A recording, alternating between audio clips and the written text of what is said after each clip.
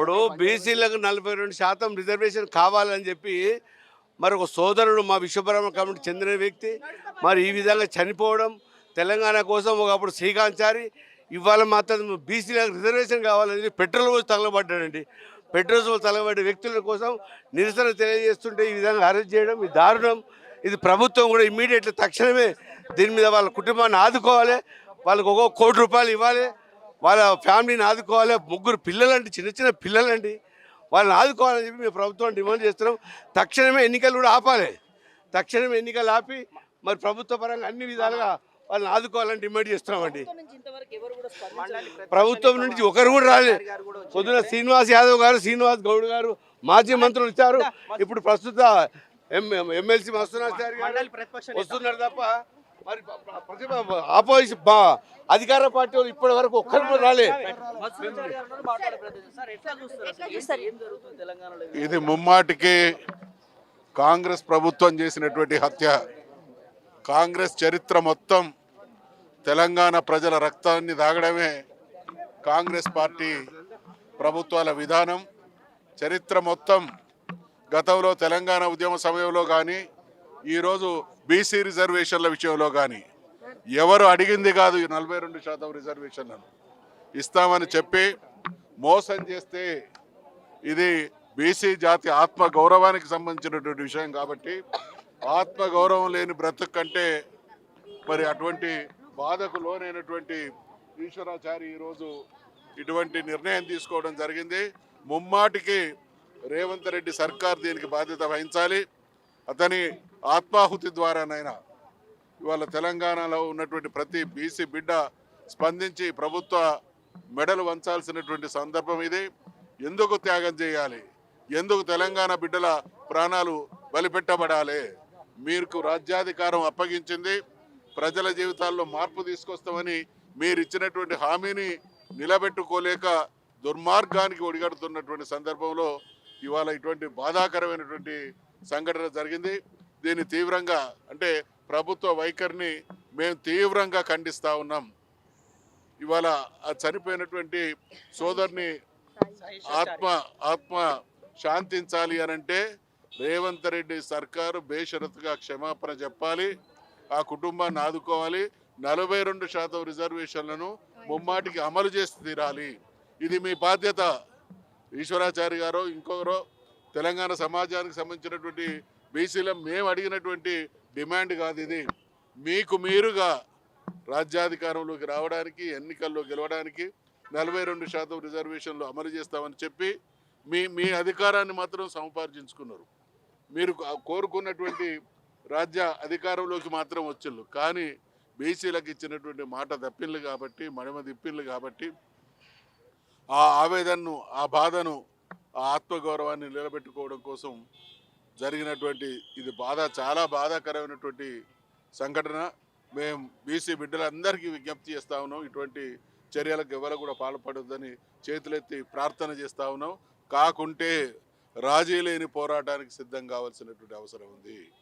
ఇది ఈ బలిదానాలతోని లేదా ఇతరత్ర మనం చేసేటువంటి ప్రయత్నాలతోని ఈ పాలక వర్గాలు బీసీల విషయంలో న్యాయం చేసేటువంటి ధోరణితో లేవు. కాబట్టి వాళ్ళ హామీలు నిలబెట్టబడాలి అనంటే బీసీలు ఒక శక్తిగా రాజ్యాధికారంలో పాత్రదారులుగా శక్తిగా ఎదిగి మనకు మనం న్యాయం చేసుకునేటువంటి రోజులు రావాల్సినటువంటి అవసరం ఉంది.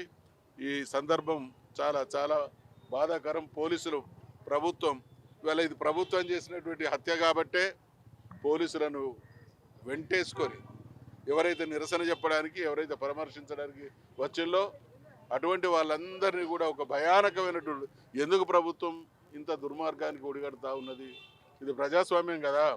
ఈ ప్రజలే కదా మీకు అధికారం ఇచ్చింది. ఈ ప్రజలే కదా మీరు ఇచ్చినటువంటి హామీల్ని నిలబెట్టమనేటువంటి డిమాండ్ చేస్తున్నది. డిమాండ్ చేయడం ప్రజాస్వామ్యంలో నేరమా? మీకు గుర్తు చేయడం కోసం మీ దాష్టికాన్ని, మీరు చేసినటువంటి ద్రోహాన్ని ప్రపంచానికి చాటి చెప్పడం కోసం మరి ఒక బిడ్డ రాలిపోతే దానికి బాధ్యత ముమ్మాటికి ప్రభుత్వం వహించవలసి ఉంటుంది. దీని పరిణామాలు కూడా తీవ్రంగా ఉంటాయని మేము ప్రభుత్వాన్ని హెచ్చరిస్తాం. అంటే ఏమైనా పార్టీ పరంగా చనిపోయిన తర్వాత మీ పార్టీ పరంగా ఏమైనా లైన్ ఇప్పుడు ఇది ఇప్పటికిప్పుడు నిమిషాల మీద మాకు తెలిస్తే ఎక్కడో వరంగల్ మారుమూల ప్రాంతంలో ఉన్నటువంటి నేను నాకు క్లారిటీగా 10 గంటలకు తెలిస్తే పరుగున వస్తూ ఉన్నాం. ఇది పార్టీలతో పాటు ఖచ్చితంగా తెలంగాణ సమాజంలో ఉన్నటువంటి ప్రతి ప్రజాస్వామ్యవాది యొక్క బాధ్యత దీన్ని ఖండించడం, ప్రభుత్వాన్ని మెడలు వంచడం.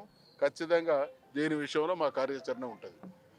ఈరోజు అతను విశ్వకర్మ స్వర్ణకార ముద్దుబిడ్డ, స్వర్ణకార తండ్రి స్వర్ణకార వృత్తి చేస్తూ బతుకుదెరువు కోసం హైదరాబాద్ నగరానికి వచ్చినటువంటి సాయి ఈశ్వరాచారి మరి బతుకుదెరువు ఈడ్చుకుంటూ మరి ఇలా తెలంగాణ రాష్ట్రంలో బీసీలకు 42% ఇస్తానని ప్రభుత్వమే చెప్పి ఇవాళ మోసపూరితమైనటువంటి ప్రకటన చేసి ఇవాళ వాళ్ళు ఏదైతే ప్రగంగం వారికి ఇదే ప్రభుత్వం ఉన్నటువంటి మరి ఈ రాజ్యాధికారంలో ఉన్నటువంటి బీసీలను అనగదొక్కడంతో పాటు మరి ఇవాళ ఉన్నటువంటి విశ్వకర్మలను కూడా పట్టించుకోకుండా ఇవాళ రాష్ట్రంలో వారందరికీ మరి ఇబ్బంది పాలు చేసినటువంటి బీసీలు అందరూ ఇవాళ ఏకమైనారు. అందులో భాగంగా నిన్న శ్రీకాంతాచారి తెలంగాణ రాష్ట్రానికి రావడానికి మలదేశ ఉద్యమకారుడు ప్రాణ త్యాగాల పునాదుల మీద తెలంగాణ ఏర్పడది. ఆ రాజభోగాలు అందుకున్నది ఇవాళ ఎవరు? ఈ ప్రభుత్వంలో ఉన్నటువంటి అధికారులు, ఈ కొంతమంది పెత్తందారులే. మరి ఇవాళ ఉన్నటువంటి వ్యవస్థ రెడ్డిలు రావులు వాళ్ళే వ్యవస్థతోటే నడుస్తున్నది. ఇవాళ బీసీలను అనగదొక్కే ప్రయత్నం చేస్తున్నారు.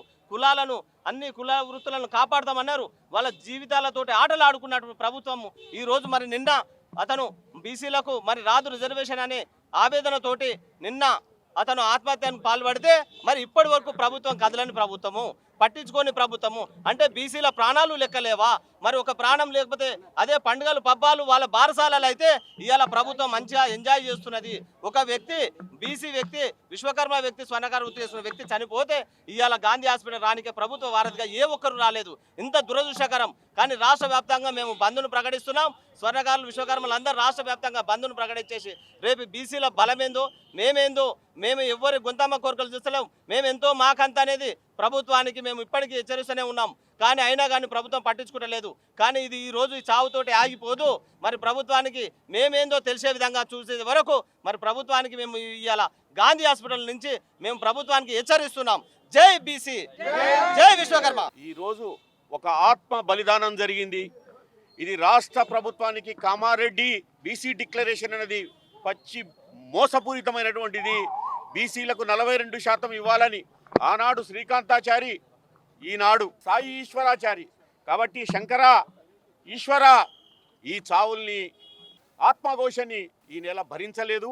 ఒకటే చెప్తున్నాం స్పష్టంగా, మస్తునాచారి గారు సాక్ష్యం. ఆనాటి ఉద్యమానికి అతనే ప్రత్యక్షమైన సాక్ష్యం. మళ్ళీ ఈనాటి బీసీ ఉద్యమానికి కూడా సాక్ష్యం. విశ్వకర్మల నుంచి ఈరోజు గొంతెత్తినటువంటి మిత్రుడు ఈశ్వరాచారి మరణం చాలా బాధాకరమైనటువంటి విషయం.